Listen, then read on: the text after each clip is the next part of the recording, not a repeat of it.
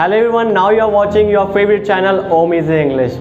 तो जैसा कि मैंने आपको कहा था कि सेकंड लेसन हम बहुत जल्दी आपके लिए लेकर आएंगे, तो फिर सेकंड लेसन के साथ मैं आज इस वीडियो में आपसे मिल रहा हूं जिसका नाम है वॉज वर। यस फ्रेंड्स, तो वॉज वर का यूज़ हम कब, कैसे और कहाँ करते हैं इस वीडियो में मैं आपको ये बताने वाला हूँ। तो जैसे कि आपने देखा था कि इज एम आर का यूज़ हम प्रेजेंट के लिए करते हैं, वैसे ही वॉज वर का यूज़ हम करते हैं किसी की पास्ट क्वालिटी दर्शाने के लिए, किसी की अच्छाई या बुराई बताने के लिए, लेकिन वो पास्ट में होनी चाहिए। जैसे महात्मा गांधी एक वकील थे, तुम्हारा छोटा भाई बहुत शरारती था।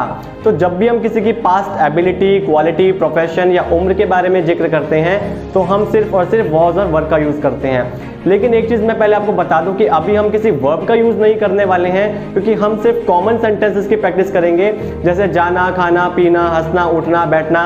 ये जो वर्ब्स होती हैं अभी हम इन सेंटेंसेस में इन वर्ब का यूज़ नहीं करने वाले हैं। तो वॉज वर्ब के जो सिंपल रूल्स हैं पहले मैं उसके बारे में आपको बता दूं। तो सबसे पहला जो वॉज वर्ब का रूल है कि सब्जेक्ट, वॉज वर्ब और फिर बाकी की चीज़ें हम इसमें यूज़ करेंगे। और जब हम नेगेटिव की बात करते हैं तो हम यूज़ करेंगे सबसे पहले सब्जेक्ट, फिर वॉज या वर्ब में से कोई एक, फिर उसके बाद हम नॉट का यूज़ करेंगे थर्ड नंबर पर, और फिर बाकी की चीज़ें। और इंट्रोगेटिव, जैसे कि मैंने आपको कहा था कि जब हम इंट्रोगेटिव सेंटेंसेस का यूज़ करते हैं तो हिंदी में हमें वाक्य के शुरू में क्या लगाना पड़ता है। तो जब वाक्य के शुरू में हिंदी में क्या आता है तो हमें वॉज या वर्ब को सब्जेक्ट के पहले रखना पड़ता है। तो आइए अब प्रैक्टिस शुरू करते हैं। भारत सोने की चिड़िया था। India was a golden sparrow.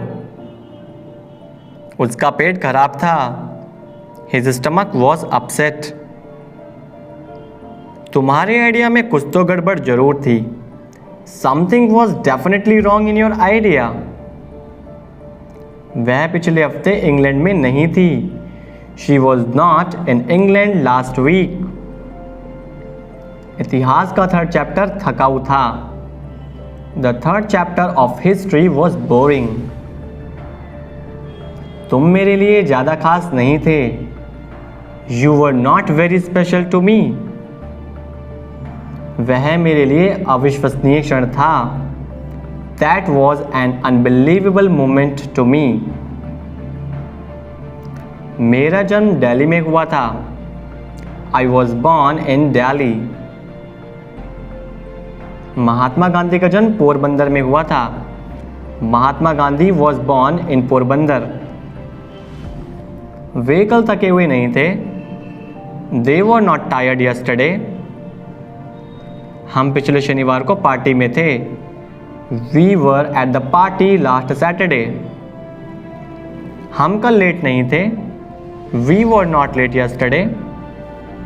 उसकी शर्ट कुछ अलग थी। His shirt was something different. वह 1995 में अमीर था। He was rich in 1995.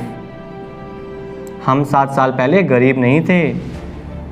We were not poor 7 years ago. तुम कल बीमार थे। You were ill yesterday. तुम्हारे पेरेंट्स तुम्हारे लिए चिंतित थे। Your parents were worried about you. मैं अपने रिजल्ट के लिए चिंतित नहीं था। I was not worried about my result. वह अपने स्कूल में बहुत होशियार था। He was very smart in his school. वह पढ़ाई में कमज़ोर थी। She was poor at study. Party में खाना स्वादिष्ट नहीं था। The food was not tasty at the party. वे पिछले साल फेल हुए थे। They were fail last year. Mahatma Gandhi एक वकील थे। Mahatma Gandhi was an advocate. Harry कल क्लास में एब्सेंट था। Harry was absent in the class yesterday. तुम्हारा फ़ोन मेरे फ़ोन जैसा नहीं था। Your phone was not similar to my phone. वह तुम्हारी गलतियों के लिए दोषी था। He was guilty for your mistakes. तुम्हारा रिजल्ट अच्छा नहीं था। Your result was not better. यह मेरी जिम्मेवारी नहीं थी। It was not my responsibility. तुम्हारा आइडिया अच्छा था। Your idea was nice. Table गंदा था। The table was dirty.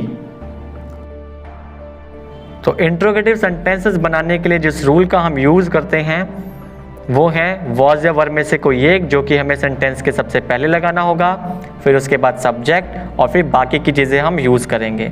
तो इंट्रोगेटिव सेंटेंसेस बनाने के लिए हमें वाक्य के शुरू में क्या लगाना होता है और इंग्लिश में वॉज या वर्ब को आगे रखना होता है। फॉर एग्जाम्पल, वह गरीब था, ही वॉज पुअर।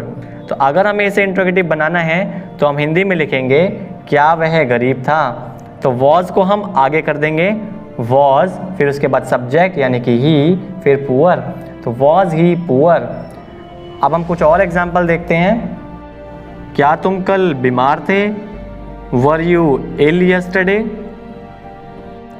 क्या एलेक्स क्लास में कल एब्सेंट था, was Alex absent yesterday in the class. क्या यह तुम्हारी जिम्मेदारी नहीं थी, was it not your responsibility. क्या उसका नाम जॉर्ज था, वॉज हिज नेम जॉर्ज। क्या महात्मा गांधी का जन्म पोरबंदर में हुआ था, was Mahatma Gandhi born in Porbandar. क्या तुम कल थके हुए थे, वर यू टायर्ड यस्टरडे। क्या हम मजबूर थे, वर वी हेल्पलेस। तो चलिए अब हम इंट्रोगेटिव सेंटेंसेस की इंग्लिश में प्रैक्टिस करते हैं। तो अगर आपसे कोई पूछे क्या तुम सोए हुए थे, वर यू अस्लीप, तो आप उसे यस में आंसर देंगे, यस आई वॉज अस्लीप, यानी कि मैं सोया हुआ था, या no I was not asleep, मैं सोया हुआ नहीं था। नेक्स्ट, क्या तुम्हारे टीचर क्लास में उपस्थित थे, was your teacher present in the class. Yes my teacher was present in the class, या no my teacher was not present in the class. Next, क्या वह मासूम था, वॉज ही इनोसेंट, तो आप कहेंगे यस ही वॉज इनोसेंट, या no he was not innocent. क्या लीजा स्कूल में नंबर 1 थी, was Lisa number 1 in the school. Yes Lisa was number 1 in the school, या no Lisa was not number 1 in the school. क्या वह तुम्हारे चाचा थे, was he your uncle. Yes he was my uncle, या no he was not my uncle.